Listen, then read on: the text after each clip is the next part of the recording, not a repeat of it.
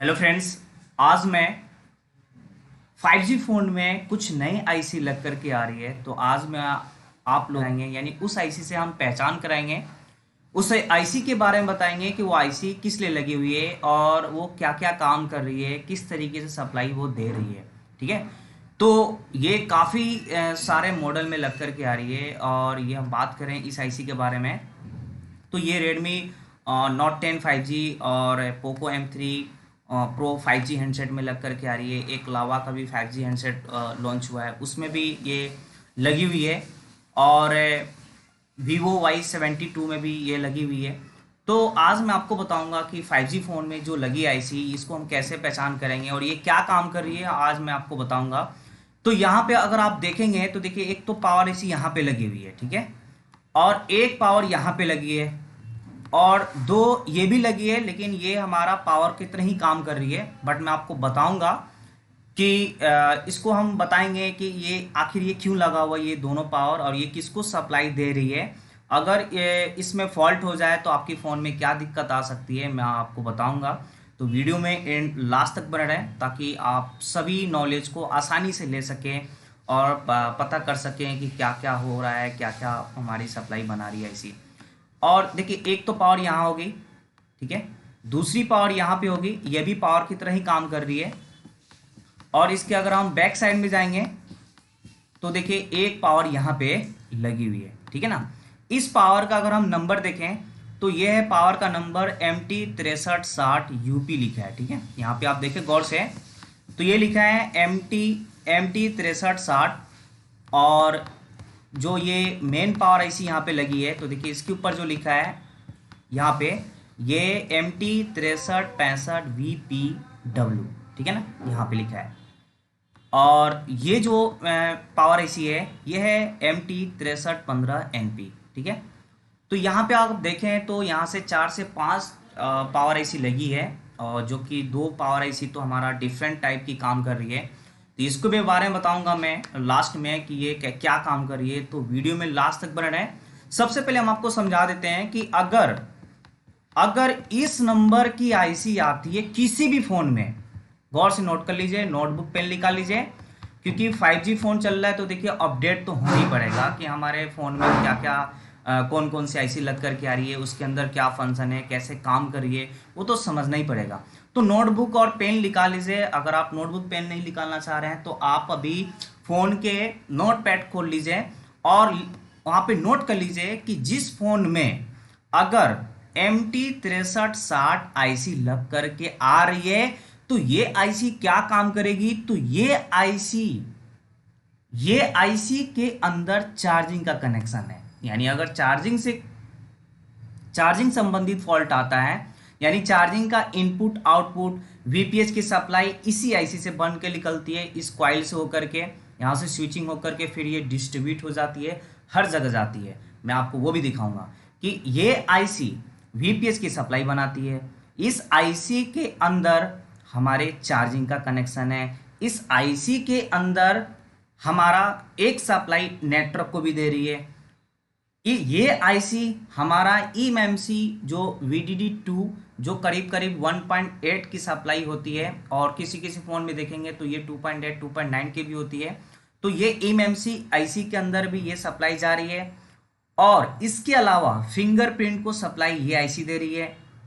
इसके अलावा सिम को दे रहा है, कैमरे को दे रहा है ये आईसी सप्लाई। तो ये काफ़ी एडवांस आईसी है जो ये नए फ़ोन में लग करके आ रही है। इसका नाम MT6360, ध्यान दीजिएगा, MT6360 जब भी फॉल्ट होगा, यानी MT6360 जिस फ़ोन में अगर आप देख रहे हैं, अगर आपको नज़र आ रहा है, मिल रहा है, तो इसमें हमारी चार्जिंग का कनेक्शन है ना, वीपीएस सप्लाई ये बनाती है। इसके अलावा eMMC की सप्लाई, एक सप्लाई यहाँ से eMMC के अंदर जाती है और सिम में भी जाती है। फिंगरप्रिंट भी यही सप्लाई देती है। तो फिंगरप्रिंट से फॉल्ट हुआ, अगर आपको वोल्टेज चेक करना है कि किस आईसी से ये आ रही है, तो आपको इसी आईसी में नज़र मारना है। इसके अलावा आपकी कैमरा हो गया, कैमरे पे भी सप्लाई एक यहाँ से जा रही है, ठीक है। तो मैं आपको ये दिखा देता हूँ कि यहाँ पे 3 कॉइल लगी है। तो ये तीनों कॉइल हमारा किसके लिए है, तो एक हमारा eMMC के अंदर जो जा रही है, ठीक, और एक जो है जो नेटवर्क के लिए, और तीसरा हमारी वीपीएस के लिए। तो यहाँ पे हमने बीटमैप ओपन किए हैं।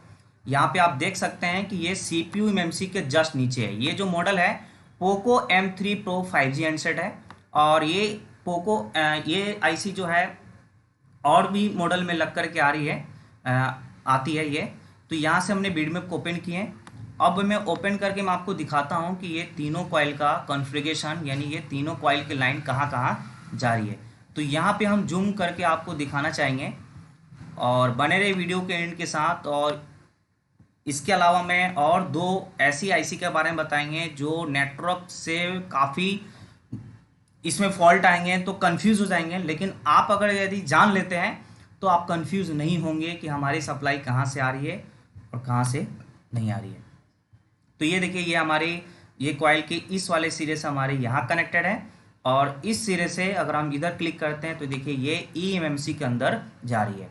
तो अगर इस लाइन से फॉल्ट हो जाती है या ये आईसी सप्लाई नहीं दे रही है तो हमारे eMMC ऑन नहीं होगा। जब eMMC ऑन नहीं होगा तो हमारे फ़ोन ऑन नहीं होगा, यानी फ़ोन डेड हो जाएगा। अगर हम इस कॉइल की बात करें तो देखिए इस कॉइल के इस वाले सिरे से हमारा इससे कनेक्टेड है, और यदि इधर क्लिक करते हैं तो देखिए लाइन कहाँ जा रही है, आप देख लीजिए। ये जा रही है मेन नेटवर्क आईसी के अंदर, जिसे हम RFIC कहते हैं, ठीक है। और तीसरी कॉइल की अगर हम बात करें यहाँ पे तो देखिए ये तीसरी कॉइल हमारी VPH की कॉइल है, जो कि यहाँ से हमारे यहाँ से ये स्विचिंग करेगी, आउटपुट निकालेगी, और यहाँ से बूस्ट होकर के स्विचिंग करके डिस्ट्रीब्यूट हो जाएगी।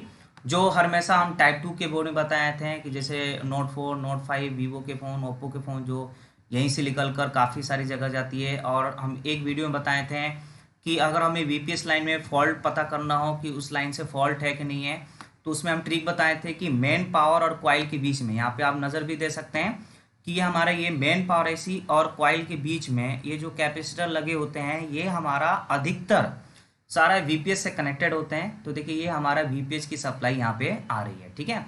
निकल यहाँ से रही है, यानी आपकी आउटपुट यहाँ से हो रही है, और यहाँ से मतलब आउट होकर के काफ़ी सारे जगह जा रही है। CPU MC में नहीं जाएगी। इसके अलावा हमारे जो आईसी को नीड होती है 3.7 से 4.2 की सप्लाई, वो यहीं से निकलेगी। बट क्या है डिफरेंट टाइप 2 और टाइप 3, यानी नए 5G फ़ोन में लगी आईसी और जो पुराने फ़ोन में आईसी लगी है PMI, जिसे PMI कहते हैं, DC to DC कहते हैं, चार्जिंग आईसी कहते हैं, उसमें और इसमें क्या अंतर है?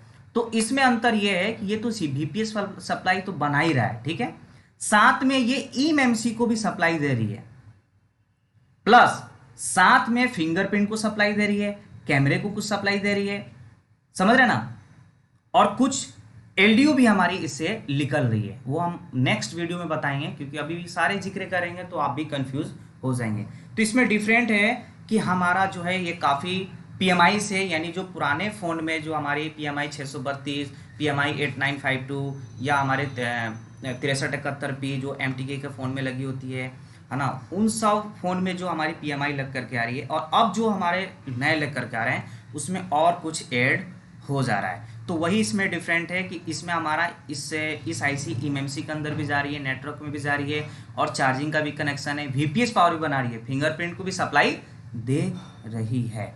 तो स्कीमेटिक से भी हम समझाएंगे नेक्स्ट वीडियो में, नेक्स्ट पार्ट में। तो ये हमारा हुआ कि जिस फोन में 6360 अगर आईसी लग करके आ रही है तो आपको इसमें क्या क्या देखना है। तो इसमें हमारा डेड भी हो सकता है, क्योंकि ये eMMC के अंदर भी जाती है और VPS पावर भी बनाती है, नेटवर्क में भी जाती है। इसके अलावा फिंगरप्रिंट, सिम, कैमरे में भी सप्लाई जाती है इस आईसी से, और कुछ LDO सप्लाई भी बनकर निकलती है, ठीक है। तो चार्जिंग संबंधित प्रॉब्लम आए तो आपको इधर नजर मारना है। और MTK फोन में चार्जिंग के जो कनेक्शन है वो हमारा इससे भी होता है और PM से भी होता है। अब मैं आपको PM का कॉन्फ़िगरेशन बताते हैं कि अगर इस नंबर के अगर PM मिलता है तो आपको क्या क्या दिखने को मिलेगा, यानी इसके अंदर क्या क्या काम कर रहे हैं, यानी ये आईसी के अंदर क्या क्या है। तो देखिए ये है PM का नंबर MT6365VPW। ये आईसी जिस फोन में अगर लगी है, ये आईसी ध्यान दीजिएगा, ये Redmi Note 10 में भी ये आईसी लगी हुई है, ठीक है ना।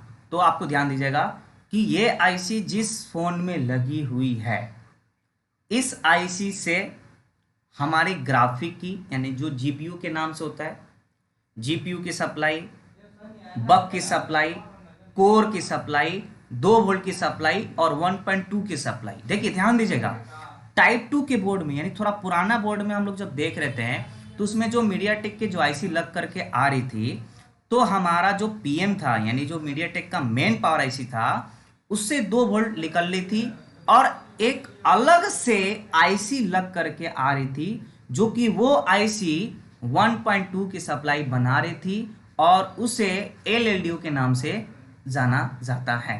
ठीक है ना, फिर से सुन लीजिए, पुराने फोन में जो मेन पावर आईसी थी वो सिर्फ 2 वोल्ट की सप्लाई बनाती थी और 1.2 के लिए जो है वो अलग से एक 8 पिन की आईसी लग करके आती है। ठीक है ना, उससे 1.2 निकलती है। लेकिन इसमें MT 6365 में यही 2 वोल्ट की सप्लाई निकाल ली है और यही 1.2 की सप्लाई निकाल ली है। हम आपको स्केमेटिक में समझा देते हैं कि देखिए यहाँ पे हमने स्केमेटिक को पहले इसकी हम लेआउट में जा करके पहले हम इसकी पता करेंगे कि ये हमारा पार्ट नंबर क्या है। तो U1101 है, इसको कॉपी करना है और कॉपी करके स्केमेटिक में पेस्ट करना है।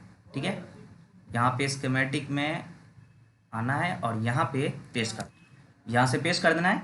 तो पेस्ट करने के बाद यह हमारा एलडीओ की सप्लाई जो पुराने आईसी की तरह ही है, जो VIO 1.8 और VIO 2.8 यहीं से निकलती है। यह हमारा चार्जिंग का हो गया। ये कंट्रोल तो हमारे हर आईसी के अंदर होगी, क्योंकि जब तक कंट्रोल नहीं होगी, फिर एक दूसरे से कोऑर्डिनेट नहीं होगी, तो फिर काम कैसे करेगी। और मैं इसको नष्ट करके दिखाता हूँ। ये हमारा एलडीओ का इनपुट आउटपुट हो गया। ये हमारा ऑडियो का सारा हो गया, जितने भी रिंगर स्पीकर है सब यही कंट्रोल कर रही है। और यह हमारा बक का हो गया सारे। तो यहाँ पे वीपी रॉक, बक पावर, कोर, वीपीयू, ये जो नेटवर्क में जा रही है।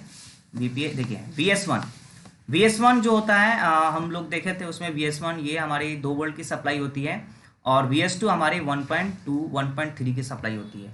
तो इसी आईसी से 2 वोल्ट और इसी आईसी से 1.2 वोल्ट निकलती है। लेकिन जब पुराने फ़ोन में 6357 CRB में जो हम लोग देख रहे थे, तो उसमें जो आईसी लग करके आ रही थी 6357 CRB, तो 2 वोल्ट हमारा मेन पावर आईसी से निकल रही थी। यहाँ पे कंफ्यूज नहीं होना आपको। अगर थोड़ा सा आप कंफ्यूज हो रहे हैं या आपको कम समझ में आ रहा है तो वीडियो को बैक करके या पूरा एंड तक देख लीजिए, फिर दोबारा इसको रिपीट करके देख लीजिएगा।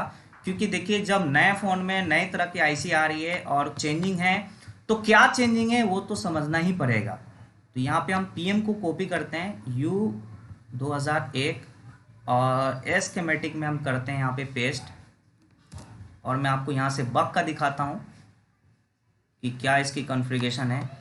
तो यहाँ पे हमने बक का दिखाया मैंने अगर आपको, तो देखिए वीपी रॉक जो हमारा बक होता है और ये कोर सप्लाई होगी, ये मॉडेम हो गया, वीपीए ये नेटवर्क के लिए हो गया, VS1 ये 2 वोल्ट की सप्लाई होगी। तो हमारा इस आईसी 2 वोल्ट निकल ली है और VS2 के लिए अलग से एक आईसी लग करके आती है। जैसे हम यहाँ पे VS2 यहाँ पे सर्च करते हैं, VS2 यानी लो एलडीओ यानी LLDO की सप्लाई। तो यहाँ पे हमने VS2 देखिए ये रहा, ये आईसी लग करके आ रही है 8 पिन की, जो कि हमारा ये आईसी हमारी 1.2 सप्लाई 1.3 सप्लाई यहाँ पे निकाली। ये 1.2 से 1.3 होती है। लेकिन जिस फोन में हमारे 6365 आईसी लगी है, तो इसमें हमारा इसी आईसी से 1.2 1.3 की सप्लाई और 2 वोल्ट की सप्लाई निकल रही है। तो ये सारे चीज़ हैं। और इसके अलावा ये पीएम जो है, ये पीएम आपका जीपीयू ग्राफिक के लिए, इसके अलावा नेटवर्क के लिए, बक के लिए, कोर की सप्लाई, यही हमारी PMIC दे रही है बना करके। ठीक है, तो और जो हमारी जैसे LLDO की सप्लाई निकलती है वो इसी आईसी से निकलती है। जैसे हमारी पुराने फ़ोन में भी इसी आईसी से सारा ऑलमोस्ट हमारा LDO सप्लाई निकलती है 1.8 VIO 18 और VIO 28। ठीक है ना, तो इसमें डिफरेंट क्या है कि हमारे जो 6357 CRB और ये जो मीडियाटेक का 6325 है, तो 6357 CRB में अलग से एक आईसी लगी है जो LLDO की सप्लाई बनाती है, बट 6365 आईसी में LLDO भी और HLDO भी, ये दोनों सप्लाई यही आईसी बना रही है। यानी अब मैं आपको थोड़ा सा ये दिखा देते हैं, ठीक है ना। यही आईसी LLDB और HLDB बना रही है, दोनों की दोनों, ठीक है। अब मैं तीसरी आईसी पे आते हैं, जो कि वो क्या काम कर रही है, अब उसके बारे में समझ लीजिए, ठीक है। ये जो तीसरी आईसी है जिसका पार्ट नंबर है U1501, इसको कॉपी करना है और स्कीमेटिक में यहाँ से पेस्ट करना है, ठीक है। तो ये जो आईसी है ये भी हमारी बक बना रही है, और ये मोडेम जो कि ये सीपीयू के अंदर जाती है, और ये बस दो बक बना रही है, एक बक 1 और एक बक 2, ठीक है। तो बक 2 की अगर हम बात करें तो SRAM मोडेम ये भी सीपीयू के अंदर जा रही है, इस लाइन से भी फॉल्ट हो जाता है तो भी हमारा सेट ऑन नहीं होगा। एक बार मैं आपको बिटमैप से भी दिखा देते हैं कि ये हमारा यहाँ पे जो आईसी लगी है, यहाँ पे जो आईसी लगी है, देखिए ये कॉइल से कनेक्टेड है और ये हमारी सीपीयू के अंदर चली गई। यहाँ पे आप देख सकते हैं SRAM और मोडेम ये सीपीयू के अंदर जाती है। ये बस दो बक यहाँ पे बना रही है और यही दो बक से हमारी सप्लाई जा रही है। तो इस लाइन से भी अगर फॉल्ट हो जाएगा तो हमारा फोन ऑन नहीं होगा। यहाँ पे डिस्ट्रीब्यूट हो गया है, जो SRAM और VSRAM की जो सप्लाई हमारी PM से यानी इस आईसी से जो बन के निकलती है, वो अब इससे ना जा करके अब इससे जा रही है, ठीक है ना, इससे जा रही है। तो ये इसमें चेंजिंग है। साथ में ये जो Poco M3 Pro 5G handset में ये जो नए आईसी लग करके आ रही है, ये दोनों हमारे PFO को सप्लाई दे रही है, यानी पावर एम्पलीफायर जो 2G 3G 4G। अगर हम इस फोन की हम बात करें तो इसमें 4 से 5 पावर एम्पलीफायर यानी PFO आईसी लगी हुई है, ठीक है ना। यहाँ पे हम दिखा देता हूँ मैं आपका दो PFO, तो यहाँ पे एक ये और एक ये पावर एम्पलीफायर यहाँ पे, और ऊपर भी आएंगे तो यहाँ पर भी दो PFO है, यहाँ पे देख सकते हैं PA और यहाँ पर भी PA। तो देखिए इस आईसी में हमारा क्या है, पोको M3 Pro 5G में इसमें क्या डिफरेंट है, तो इसमें ये डिफरेंट है कि हमारे जो ये वाली जो है आईसी, ये जो आईसी है, इस आईसी से निकल कर सप्लाई हमारे इन दोनों PFO के अंदर जा रही है। ये वाली जो टॉप साइड में लगा है यहाँ पे, इन दोनों PFO के अंदर जा रही है, जो इस आईसी से हमारी सप्लाई निकल रही है VPH0 के नाम से, ठीक है ना, ये वाली। और जो इस आईसी से जो निकल रही है वो हमारा जा रही है इन दोनों के अंदर, यानी ये दोनों PFO के अंदर। तो हमारा अलग अलग बैंड पे होता है, जैसे LB, MB, HB। खैर ये हम जिक्र करेंगे तो काफी लंबा हो जाएगा, इसके हम टॉपिक अलग रखेंगे कि MB, LB, HB क्या होता है, mid band, lower band, higher band क्या होता है, ठीक है ना। तो इन दोनों में ये हमारा इस PFO के अंदर जा रही है, इस आईसी से जा रही है, और ये आईसी जो सप्लाई निकल कर हमारे जो टॉप साइड में दो PFO लगा है उसमें लगे हैं। यहाँ पे PFO सारे डिस्ट्रीब्यूट हो गए हैं, कोई हमारा MB पे काम कर रहा है, कोई LB पे काम कर रहा है, RX TX, ठीक है ना, ये सारे काम कर रहे हैं। तो अगर वीडियो में अगर आपको थोड़ा सा भी कहीं कंफ्यूजन हुआ, डाउट हुआ, तो इसको फिर से रिपीट करके देख लें कि हमारा MT 6357 CRB और MT 6325 में क्या डिफरेंट नजर आया, और जिस फोन में 6360 आईसी लगी होगी तो इसमें हमारा क्या क्या कनेक्शन होगा। ये नए फ़ोन में लग करके आ रही है मीडियाटेक के फ़ोन में, तो क्या डिफरेंट है वो आपको अच्छे से क्लियर कर लीजिए, और इसका हम प्रैक्टिकली भी हम बनाएंगे बहुत जल्द, ठीक है ना। तो मिलते हैं हम नेक्स्ट वीडियो में, तब तक थैंक यू वेरी मच। और वीडियो अच्छा लगे तो लाइक, कमेंट्स और शेयर ज़रूर करें, कमेंट्स करके ज़रूर बताएं कि वीडियो कैसे लगी।